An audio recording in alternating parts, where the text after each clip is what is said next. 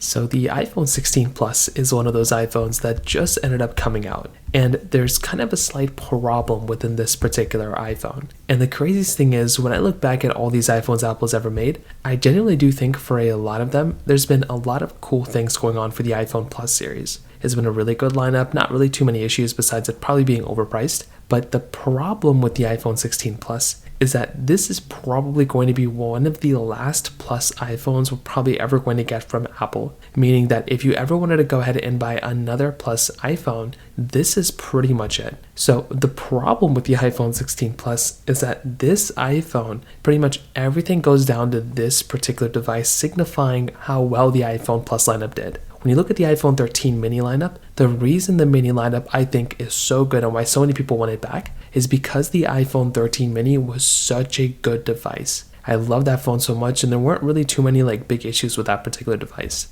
But when we fast forward now to the iPhone 16 Plus, essentially the lineup that superseded the iPhone 13 mini series, the thing with this particular device is that we're kind of stuck in this weird spot where if the Plus lineup, if the 16 Plus has any weird issues, if the legacy of the iPhone 16 Plus isn't that great, well then we're probably going to be in a situation where a lot of people are going to look at the entire Plus lineup as probably one of the more lackluster lineups Apple's ever made. And that is probably, I'm hoping that doesn't end up happening, because with the Plus lineup, I want these iPhones to still be, around. I still want the resale values of these iPhones to be up as much as possible. But that is one thing I've been kind of thinking about. On top of that, when we look at basically how well the sales numbers of the iPhone 16 Plus are doing, it does kind of look like a lot of people are purchasing the iPhone 16 Plus. It looks like the sales numbers of these are much higher than anticipated, and that is actually a really nice thing going on for this type of device. So this in and of itself puts this iPhone, I think, in a really, really interesting spot, where it could be the last Plus lineup iPhone,